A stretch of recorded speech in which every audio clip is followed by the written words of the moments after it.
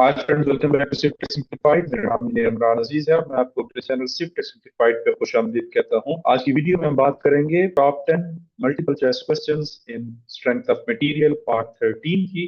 I hope last video से आपको काफी हेल्प मिली होगी। तो इस वीडियो को भी मुकम्मल देखिए। इसमें हम कॉलम्स के बारे में डिस्कस करेंगे, बीम्स के बारे में डिस्कस करेंगे। So let me share my screen. अगर आपने अब तक स्विफ्ट सिंप्लीफाइड को सब्सक्राइब नहीं किया, so you are requested to subscribe this channel. अगर आप गेट एग्जाम की प्रिपरेशन कर रहे हैं तो ये वीडियो आपके लिए काफी हेल्पफुल होने वाली है। So let me share my screen, जहां पे हम एक प्रेजेंटेशन के थ्रू फर्दर आपके साथ ये 10 क्वेश्चंस शेयर करेंगे और फिर इनको डिस्कस करते हैं। स्ट्रेंथ ऑफ मटेरियल पार्ट 13 में आज हम डिस्कस करेंगे question number 191 to 200। So question number 191 says that if the slenderness ratio of a column is 100, then it is said to be a dash column. Option A is long, option B is medium, option C is short. If the slenderness ratio of a column is 100, that column is called as long column. So A is the correct option for this question. 192. The Rankine's constant for a mild steel column with both ends hinged is option A 1 by 750, option B 1 by 1600, option B 1 by 1600, option C 1 by 7500, option D is 1 by 9000. Rankine's constant जो है वो option C is correct, 1 by 7500, 7500 for mild steel. The Rankine's formula holds good for option A is short columns, option B longer columns, option C both short and longer columns, option D weak columns. Rankine's formula जो है वो दोनों columns के लिए use होता है, both short as well as longer columns. So C जो है वो correct option है इस question का. Question number 194. In case of eccentrically loaded struts, dash is preferred. Option A solid section, option B hollow section, option C composite section, option D is reinforced section. So इसमें C correct option है, which is composite section. In case of eccentrically loaded struts, composite section is preferred. So C is the correct answer. 195. A masonry dam may fail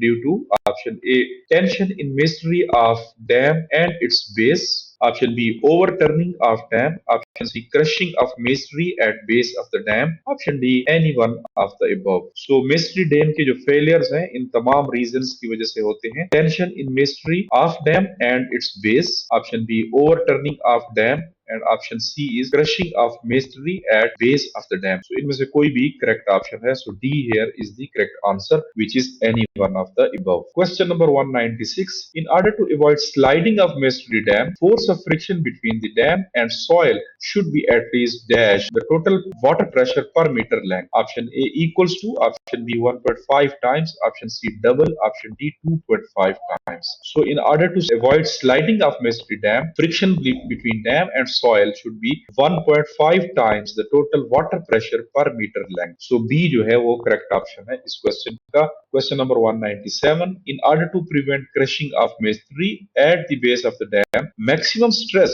should be dash the permissible stress of the soil. Option A equals to, option B less than, option C more than. So in order to prevent the crushing of masonry at the base of the dam, maximum stress should be less than the permissible stress of the soil. So B is the correct option. Of course जब उससे ज्यादा होगी तो crushing of masonry हो जाएगी, so it should be less than. 198. The Rankine's theory for active earth pressure is based on the assumption that option A the retained material is homogeneous and cohesionless, option B the frictional resistance between the retaining wall and the retained material is neglected, option C the failure of retained material takes place along a plane called rupture plane, option D all of the above.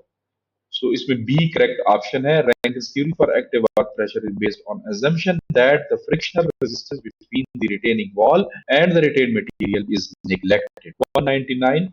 A reinforced cement concrete beam is considered to be made of, option A homogeneous material, option B heterogeneous material, option C composite material, option D isotropic material. So heterogeneous material is the correct option क्योंकि reinforced cement concrete में मुख्तलिफ materials use होते हैं. इसमें cement भी, crush भी, sand भी, steel भी. So it's a combination of heterogeneous materials. Question number 200. The steel bars in a reinforced cement concrete beam are embedded dash edge of the beam. Option A, in the center. Option B, near the bottom. Option C, near the top. Option D, at any position. So B जो है वो correct option है, near the bottom. The steel bars in a reinforced cement concrete beams are embedded near the bottom of the beam. So B is the correct answer for this question. So friends, this was part 13 of Strength of Materials video series. इसमें हमने 10 questions आपके साथ discuss किए. I hope आपने understanding develop की होगी, and these questions will definitely help you for get exam preparations, or